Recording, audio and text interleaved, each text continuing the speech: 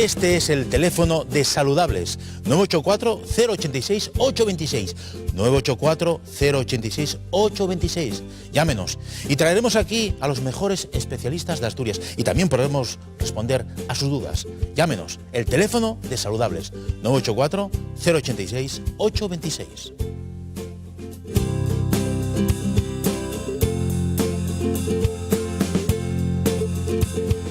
Hemos hablado con el doctor José María Torres de fútbol, del Sporting del Oviedo, y no vamos a ir tan allá, pero vamos a hablar de deporte. Y más que deporte, de estirar, porque para hacer deporte en condiciones y no resultar dañado ni antes ni después, hay que hacer estiramientos. José Ramón Balamonde, buenas tardes, bienvenido. Buenas tardes. Hay que hacer estiramientos siempre, antes y después de hacer deporte. Deberíamos. Hay personas que les gusta estirar, hay gente que está incómoda estirando, pero bueno, es una manera de prevenir, es una manera de encontrarte mejor, es una manera de mejorar la salud, es una capacidad física, la flexibilidad. El estiramiento forma parte de una mejora de la flexibilidad. Y cuando hablamos de estiramientos, calentamientos, ¿es lo mismo o en función del deporte que debemos hacer, hablamos de estiramientos y de calentamiento? Calentamiento es una palabra que engloba muchas posibilidades, muchas actividades, entre ellas el trabajar un poco el estiramiento. El calentamiento en función de la actividad física, pues tienes que hacer un calentamiento más específico. Calentamiento general, calentamiento específico, y dentro de ese calentamiento específico puede haber una serie de ejercicios de estiramiento, de mejora de la movilidad articular, de la flexibilidad, de las zonas que intervienen en los movimientos que vas a ejecutar más o menos, y luego puede formar parte del calentamiento un pequeño bloque de estiramientos. Pongamos que yo quiero ir a caminar rápido, a correr, una carrera ligera. ¿Qué tendría que hacer antes de hacer ese ejercicio? Hay mucha gente que no, por ejemplo, para caminar, para correr, que es una actividad que no es, si no la haces muy intensa, pues puedes directamente hacer un calentamiento progresivo, caminando y luego caminando y corriendo. Yo siempre que he ido a correr y siempre que he ido fundamentalmente a hacer algún ejercicio de este tipo aeróbico, me gusta hacer un poco de movilidad articular general, hombros, caderas, ¿Cómo lo harías? un poquito de piernas. Si te pones ahí, ¿cómo lo harías? Nada, unos movimientos simplemente de movilidad articular de brazos, rotaciones, flexiones, un poquito de flexión-extensión, hacer un poquitín de movimientos de cadera, flexión-extensión un poquito, simplemente para activar un poco. Y luego un poquitín, pues a lo mejor de soltar, hacer unos pequeños movimientos de balanceo, de elevar, de flexionar la cadera, la rodilla, etcétera, etcétera, incluso un poquitín. Se sufre mucho cuando caminas a veces de los gemelos, la gente que corre, por ejemplo, a nivel de gemelos, pues bueno, activar un poquitín todo lo que es la movilidad general del tobillo y de la rodilla, y a partir de ahí yo haría primero esa movilidad suave y luego incluso ya haría pues algún ejercicio de mantener unos segundos muy suave. ¿Cuántos segundos? Unos segundos, 8, 10, 12, 15 segundos, una posición pues básica de estiramiento, una posición controlada sin llegar a límites, que sea suave. El calentamiento, si hay estiramientos al principio, tiene que ser muy suave, muy cómodo.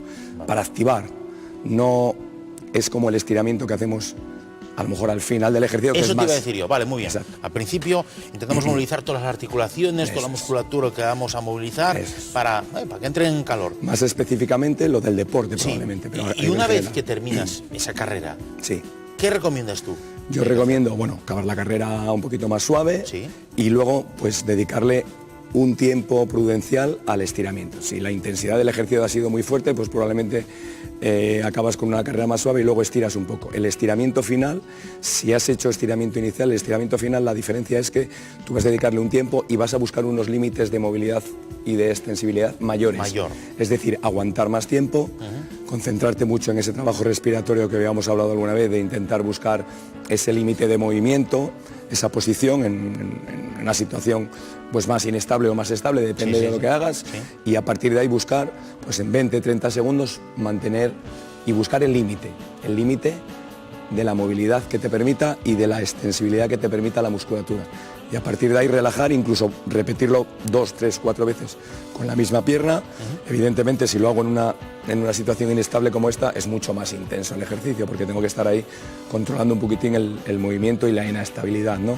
Pero bueno, todo lo que es, pues bueno, evidentemente, por ejemplo, si corro, básico, estiramientos de piernas, musculatura del cuádriceps, la musculatura isquiotibial, evidentemente un poco la musculatura de nuestros gemelos, fundamental también, y suave, 10, 15, 20 segundos, 2, 3 veces con cada pierna, y bueno, ahí lo que haces es ganar un poco, relajar la musculatura y ganar en flexibilidad también. Luego, ¿es aconsejable una ducha para revitalizar un poco todo el cuerpo? Sí, hombre, higiénicamente recomendable, pues pillas una buena sudada, etcétera, pero luego también está a veces eso que decimos, los baños de contraste también, te duchas con agua templada, fría.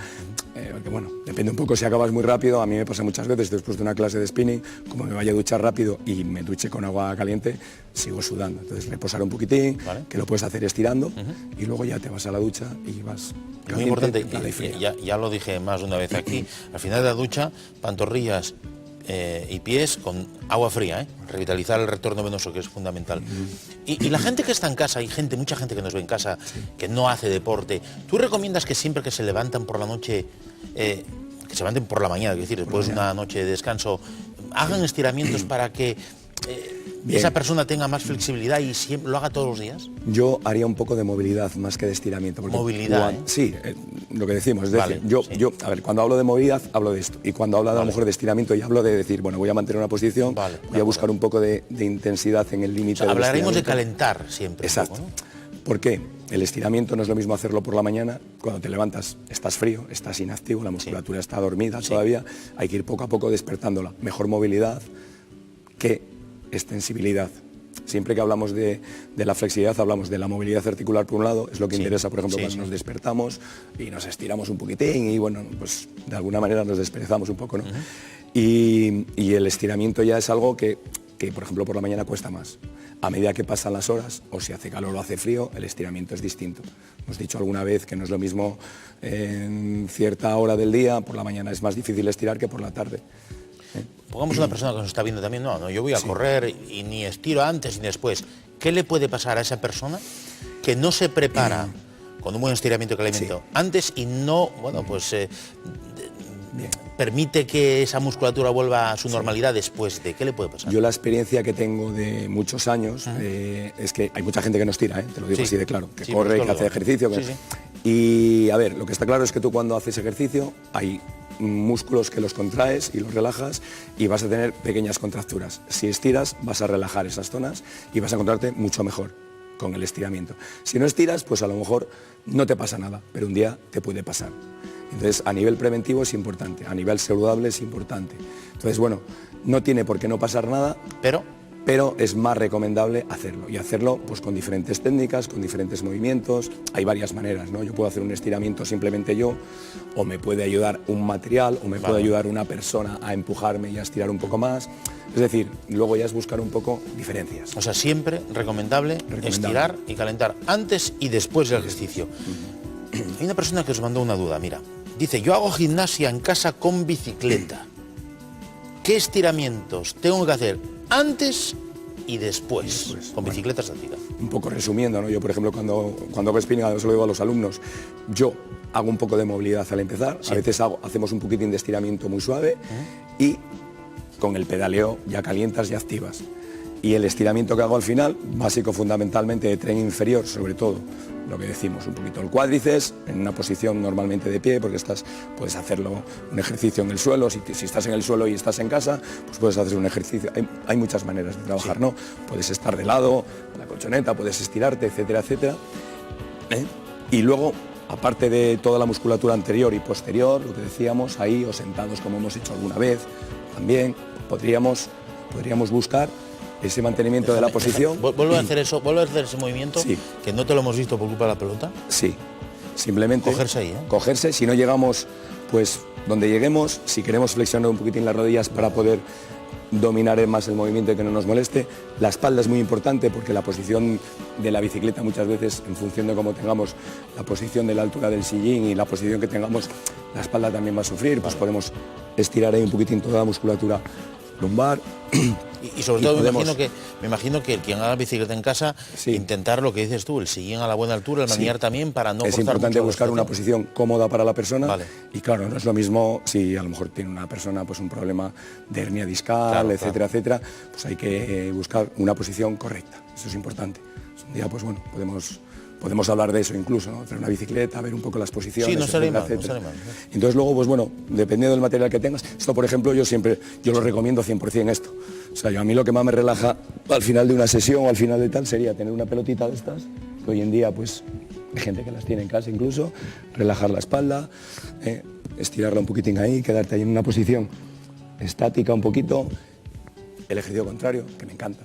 Sí, más peligroso es, ¿eh? Sí, hay que buscar siempre una estabilidad con una posición de piernas amplia y a partir de ahí... Y ahí estiras totalmente. Apoyar la cabeza, apoyar la zona lumbar y bueno, pues... José Ramón, no te muevas ahí, tú quédate ahí, sigue estirando, porque mientras estés aquí, y te despido hasta el próximo programa, vamos a dar paso a un reportaje de Leticia Quintanal que nos va a hablar del sintrón. Está con la doctora Amelia Carro Evia y nos va a hablar del sintrón. Siempre hablamos del sintrón, es que tengo que ir a controlar el sintrón, Vamos a ver algo más de esta medicación que es el sintrón con este reportaje de Leticia Quintanal. El sintrón es un tratamiento anticoagulante. Es anticoagulante quiere decir que hace que la sangre se coagule más lentamente y, por ejemplo, cuando nos hacemos una herida tarda más en formarse la cicatriz. Este tratamiento en lo que consiste es en que inhibe los factores de la coagulación, que son unas proteínas que se sintetizan en el hígado, y eso evita que las plaquetas se adhieran y que la sangre tapone los vasos. ¿Cómo surgió el sintrón? ¿De dónde viene? Mira, pues fue un hallazgo, la verdad que bastante interesante de contar. Hacia el siglo, en los años 20 del siglo pasado, empezaron a plantar lo que llamaban el trébol dulce,